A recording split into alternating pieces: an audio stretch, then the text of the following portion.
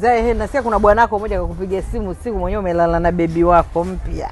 Yaani Gea kuna watu uipo wa mahusiano. Kwa sababu Gea mimi tumeshachana. Tena miaka 50 kupita mpaka nimekusawa jina lako.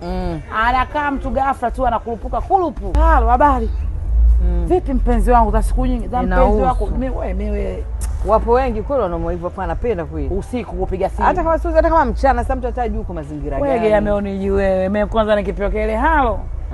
Sasa hizi mpenzi wako mimi unanijua vizuri wewe. Mimi nataka na mpenzi kama wewe sura zito kaa uji. Mama. Yaani naanza kaa na Milani kumkatisha. Unanikataa kama kama nani? Sasa hizi usiku wa manane mpenzi tampiga usiku wa manane wewe mwanga nini mishushuo. Kwanza mimi naomba kitu kimoja. Hata mtu kama una kazi ya kufanya au mwingine anakupiga simu, mimi nataka nikuwe mimi kama na shida ndoa. Au mimi nina shida masikini wa ndoa nimekwambia. Hapo hata hivyo. Yaani unatoka kulikotoka kurupo nataka unioe. Unione mimi vipi kwamba nataka nina shida kustilika hapa. Sina mtu paka umri huu. Alafu kwa nini mtu akupigie simu ajue uko na nani anakurupuka tu mpenzi wangu? Kuharibiana. Na kweli kuharibiana. Kama nina moja liko huko si wapi huko. Wapi? Yuko nje sasa nje wapi? Nje ya bahari, nje ya nyumba sijui.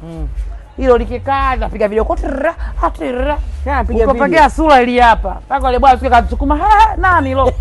Sura bonge la sura. Sasa hivi tu mumeo kaona. Ndio mwenyewe mpaka kaogopa. Maana mangu mimi anaiva kile siku alisukuma ile simu. Akaogopa kaona. Yaani yule unajua kwenye kupiga nani? Kwa kutoka kijumba. Ndio. Basi kile kijumba kimeonekana hapa. Kile kijumba chote kaja yeye kwenye kazi leo. Ana uso mkubwa wale alisogeza kamera. Yaani yule naona ajui. Na video call alifanya hivi. Mama akasema nani huyo? Linaposikika sauti za usiku, unajua usiku watu wamelala. Allo, nini?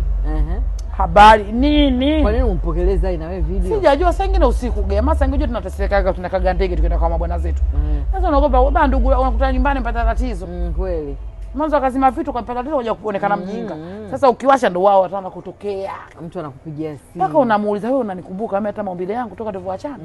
Unikumbuki unanitafutia kitu gani? Alafu kwa nini umpigie mtu? Au unajua dunia mimi sina bahati leo kuondoka miaka 60 utanikuta papa. Utakaa tu mgoje. Jamani acheni tabia za kishamba kama hizo. Ukishaachana na mtu umeachana naye. Wewe kama umemkumbuka basi mkumbukane huko sio mpige mtu simu. Na kweli. Yaani watu wanakalili kwamba mimi maisha haya kwamba huwezi kuwa na mtu wake sio kweli mnatuharibia mahusiano yetu.